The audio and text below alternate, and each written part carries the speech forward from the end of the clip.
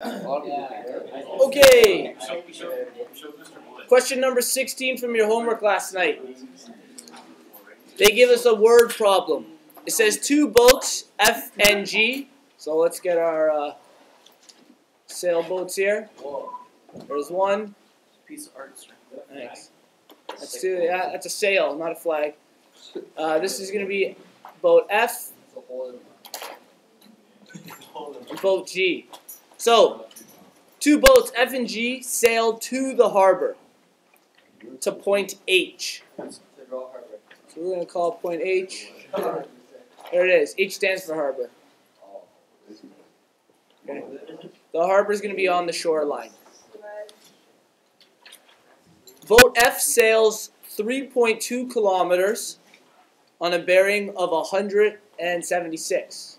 So luckily they've drawn pictures for you like this. The bearing is compared to north. Okay? So what that means is this is north, and they are 176 degrees away from north. Okay? You could call it a vector, sure. Okay? Boat G sails 2.5 kilometers from the harbor on a bearing, again it's compared to north, on a bearing of 145 degrees. Okay, so that angle there is 145. This distance is 2.5 kilometers, and this distance is 3.2 kilometers. Now, you didn't have to set this up. They drew a picture of it for you. Okay? Determine the distance from each boat straight to the shore. So what they're looking for is, now that they've left shore, is this distance right here. So we have right angle triangles. These are going to create, this is one right angle triangle, this is the other. The problem is we only have a distance in each triangle, which is the hypotenuse. We have the hypotenuse for both right angle triangles. We don't have a measurement for an angle. Does anyone know how we can find one of the measurements of a different angle? Bronson? I started with angle G and I subtracted 145. Yeah, that's right. This distance here is 180 degrees. So we'll do it in red for boat G. To find out this angle, we're going to take 180 degrees and we're going to subtract 140 degrees to find out the angle at the top of this triangle. So 180 subtract 45 is 35 degrees. So this angle here is 35 degrees. Same idea, we're going to do it on the other side. For angle F, we do the same thing. We take 180 degrees and we're going to subtract 176 degrees. That's going to give us 4 degrees. So this angle here is, that's supposed to be degrees, 4 degrees.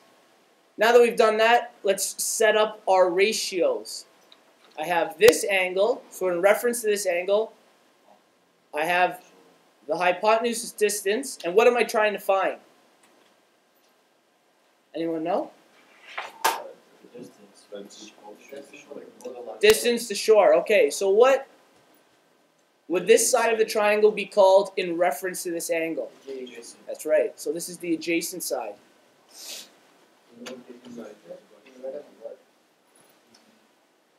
Which also means this is also the adjacent side.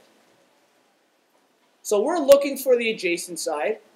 I'm going to write down our ratios quickly. We have sine x is equal to opposite over hypotenuse. Cos x, adjacent over hypotenuse. And finally, tangent x is equal to opposite over adjacent. Let's look at the information we have.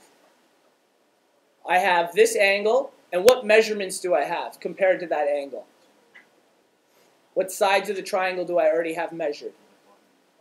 I have the hypotenuse, and I'm looking for adjacent. So which of the three ratios am I dealing with? If I have the hypotenuse, I'm looking for adjacent. That's right. Do I use it for both? Anyone know? Yes. I'm going to use it for both of them. So let's set these up. Cos, the first one is 35 degrees, is equal to, we're looking for the adjacent side, so we're going to call that A. And our hypotenuse is 2.5 kilometers. Now, I need to isolate A. Okay, so we need to isolate for A, which means this says A divided by 2.5. So in order to move 2.5 to the other side of the equation, because this is division, it needs to become multiplication on this side. So we're going to get 2.5 multiplied by cos 35 is equal to A. Okay? So let's solve cos 35. 35 cos 0.819. So I now get 2.5 times 0.819. We're still doing multiplication. Make sure that you deal with this separately. Solve for cos or tangent or sine in a ratio, then multiply terms together.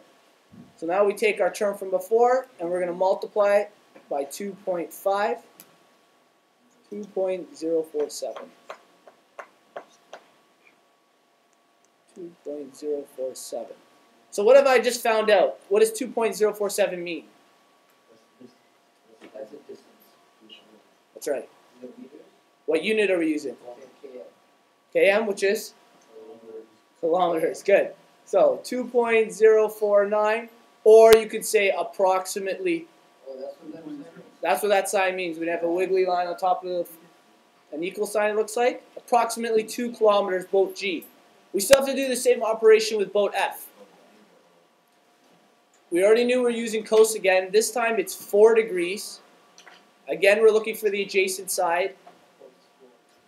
And our hypotenuse is 3.2 kilometers. We're going to do the same operation. I'm going to do this a little quicker. I got to move 3.2 to the other side. And I'm still going to multiply by cos 4 is equal to the adjacent. 0.997. That's right. 3.2 times 0.997 times 3.2, 3.19. 3.19. So, again, the distance of the second boat to the shore is 3.19 kilometers. Let's look at the whole page.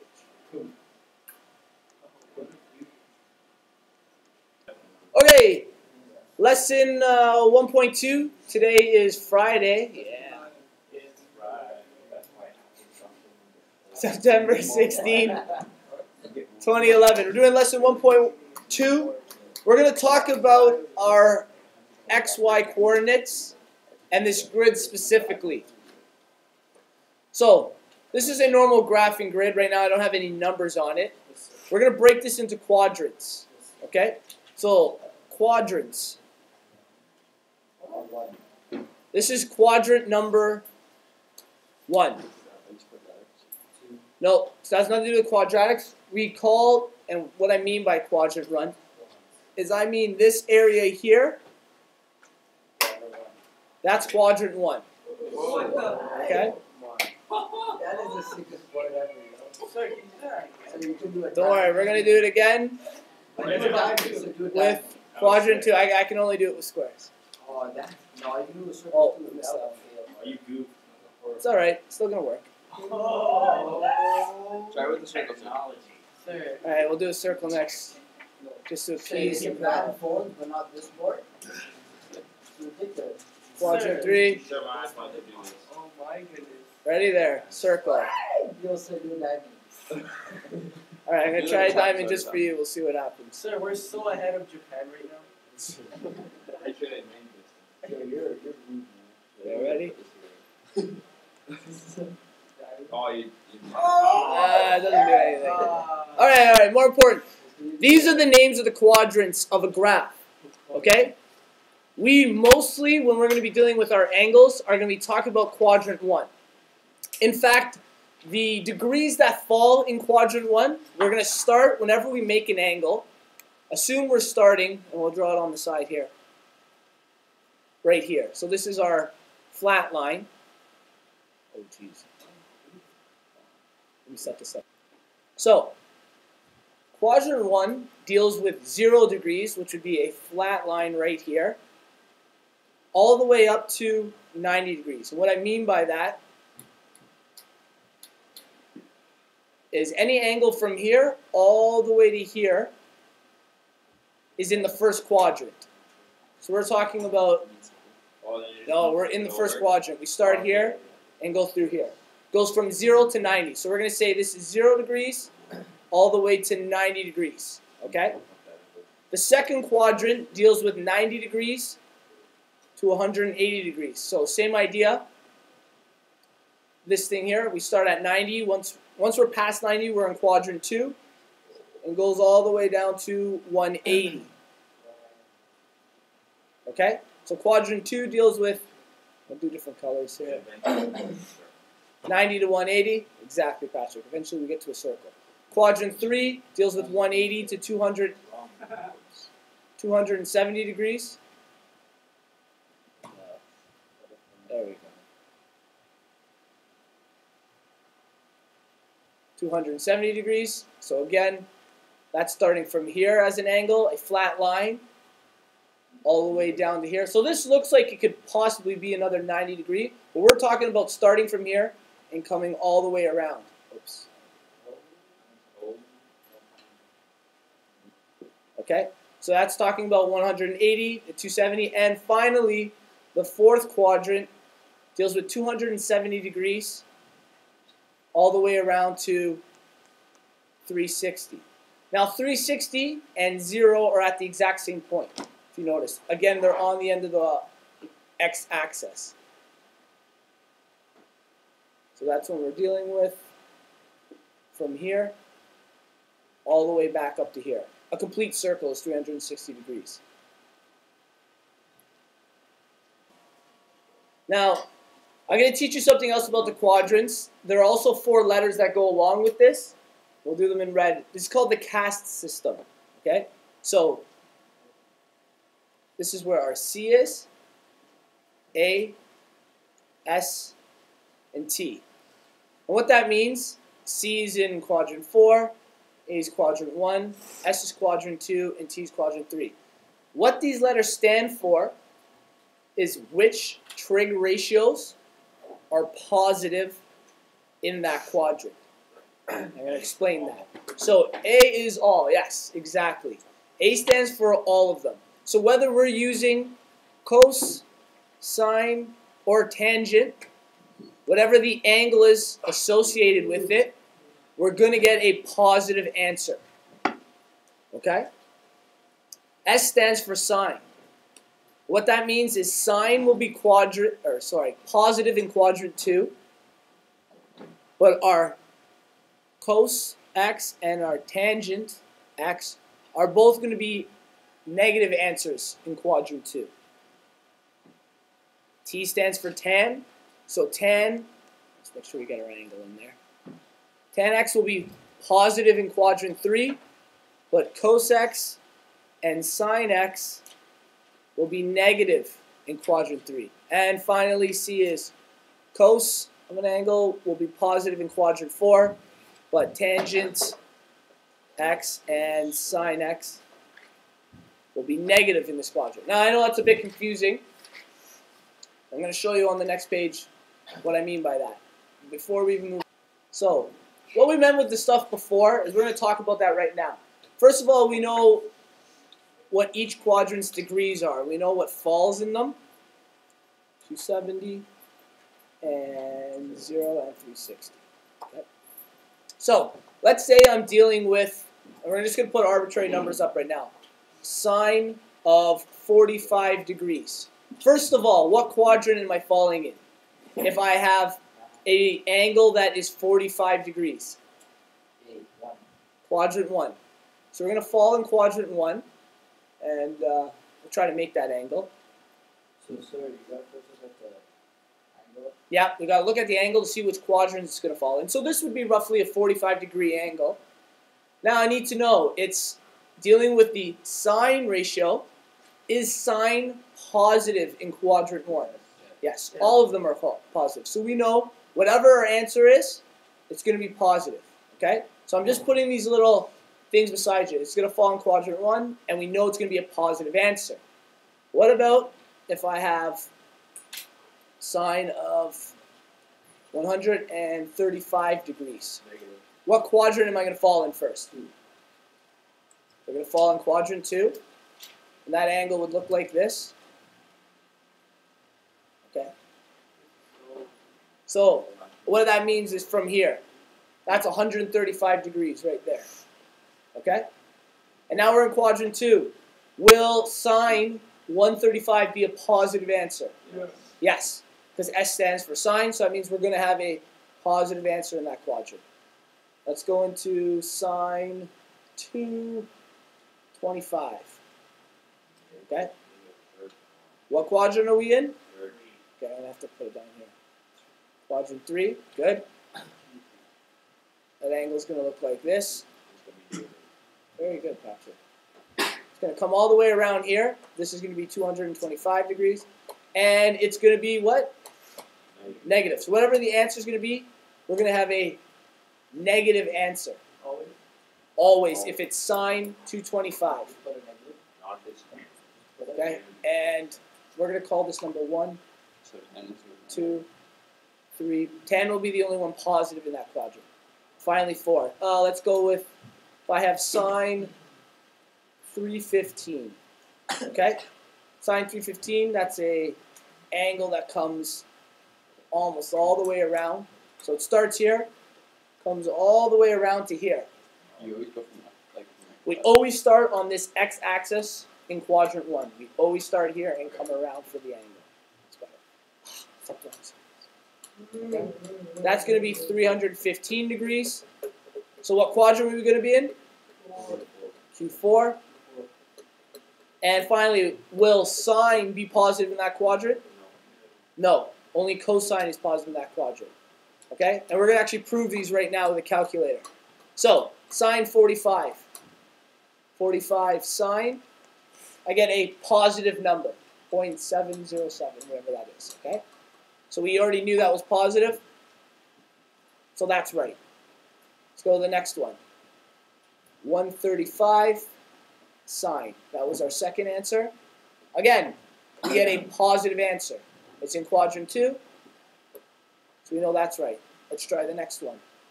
Sine 225. 225 sine.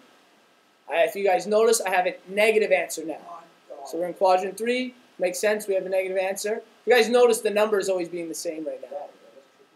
Okay? And finally, the last one, 315. 315 sine. We get a negative answer again. Okay? So far everything worked out. Sine is positive in these 2 quadrants and negative in these 2 quadrants. That'll be sine. In fact, I'll write that. We'll call this the sine page.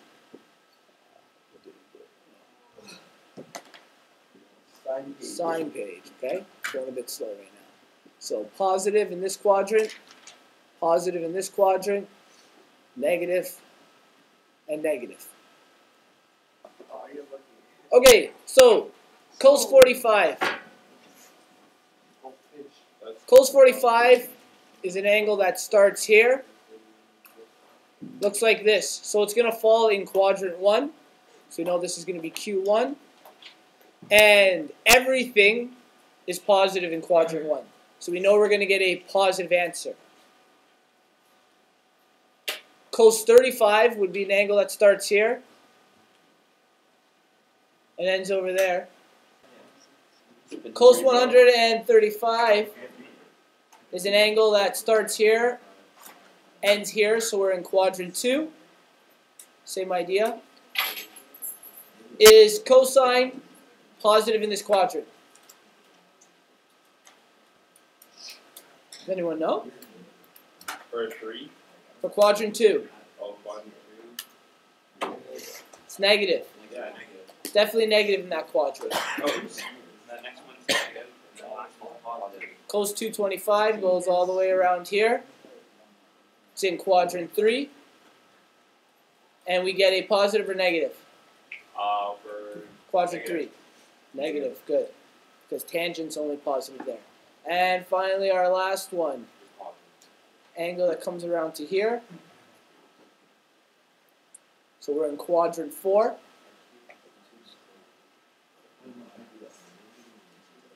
And we are positive in this quadrant. So, yeah, let's write our rules right down in here. For cosine, this will be positive, this will be positive, and these two will be negative. Okay? And we'll quickly do it again with tangent. Same idea. A, S, T, C. Positive, negative, positive, negative. Very good. Quadrant 1, everything's positive, so we know it's going to be positive. 135 falls in this quadrant, so it's going to be quadrant 2 for 135 degrees. And tangent, because it's not sine, is negative in that quadrant. Angle that's 225 degrees falls in the third quadrant. And in the third quadrant, tangent is positive. And finally, Negative. an angle that goes all the way around, that's right, Gio. We're in quadrant 4. And it is going to be negative in this quadrant. So, let's write our rules on here. In the first one, we're positive. Second quadrant, we're negative if we're tangent. Third quadrant's positive. And the fourth quadrant is negative. Okay? In case, I heard someone mention it quickly, obtuse. An obtuse angle, as a side note. Okay? An obtuse angle is any angle that is greater than 90 degrees. Okay? So this is a 90 degrees. Any angle that goes past this, we're looking at an obtuse angle. So anything past 90 degrees? Anything past 90 degrees. Put that down. Anything that is less than 90 degrees is an acute angle. Anything greater up to 180, let's say, is obtuse. Okay? So less than 90 is an acute angle. Greater than 90 to 180 is an obtuse angle.